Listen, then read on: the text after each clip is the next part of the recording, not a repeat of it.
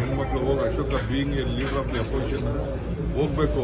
ಅವ್ರ party president ಕರ್ಕೊಂಡು ಹೋಗ್ಬೇಕು, ವಿಜಯನ್ ಕರ್ಕೊಂಡು ಹೋಗ್ಬೇಕು, ಶೋಭಕ್ ಕರ್ಕೊಂಡು ಹೋಗ್ಬೇಕು, ಆ ಸಿ.ಟಿ. ರವಿ ಕರ್ಕೊಂಡು ಹೋಗ್ಬೇಕು, ಆ ಸುನೀಲ್ ಕರ್ಕೊಂಡು ಹೋಗ್ಬೇಕು.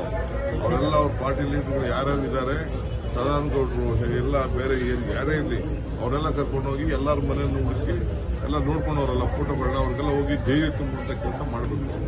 ಕುಮಾರಸ್ವಾಮಿ ಮಾಡಲಿ ಅಂತ ಹೇಳ್ತಾ ಇದ್ದೀವಿ. ದೇವೇಗೌಡರು ಹೋಗ್ಬೇಕು. ನಮ್ಗೆ ಹೆಣ್ಮಕ್ಳ ಬಗ್ಗೆ ಗೌರವ ಇದೆ ಅಂತ ಹೇಳ್ತಾರಲ್ಲ, ಅವರೆಲ್ಲ ಫೋಟೋಗ್ರಾಫ್ಸ್ ಎಲ್ಲ ಅವರ ಕಾರ್ಯಕರ್ತರು ಮತ್ತೊಂದಿರಲ್ಲ, ಅವ್ರೆಲ್ಲ ಹೋಗಿ ಭೇಟಿ ಮಾಡಲಿ.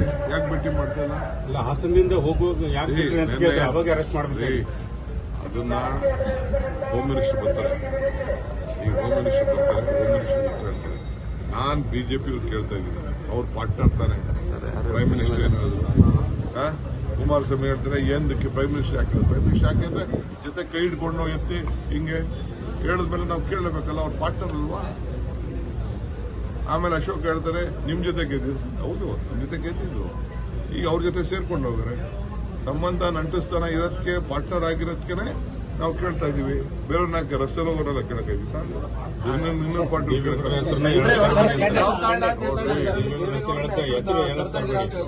ಕುಮಾರಸ್ವಾಮಿ ಅವರೇ ಹೇಳಿದ್ರು, ಅಜಿತ್ ಹನುಮಂತಲ್ ನನಗೆ ಇಷ್ಟ ಇರಲಿಲ್ಲ, ನಾನು ಯಾವಾಗ ಭೇಟಿ ಮಾಡಿದ್ದೆ, ಅವ್ರು ಯಾರೋ ಬಂದು ನನ್ಗೆ ವಿಚಾರ ತಿಳಿಸಿದ್ರು, ಸ್ವಲ್ಪ ಇತ್ತು.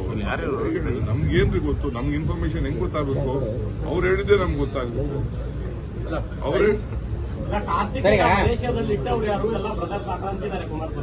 ಹೌದಾ? ನಮ್ ಬ್ರದರ್ ಹೇಳಿದ್ರಾ? ಅಚ್ಚಾ ನಮ್ ಬ್ರದರ್ ಹೇಳೋದ್ಮೇಲೆ ನಮ್ ಬ್ರದರ್ಗೆಲ್ಲ ಇನ್ಫಾರ್ಮೇಶನ್ ಗೊತ್ತಿರ್ಬೇಕಲ್ಲ.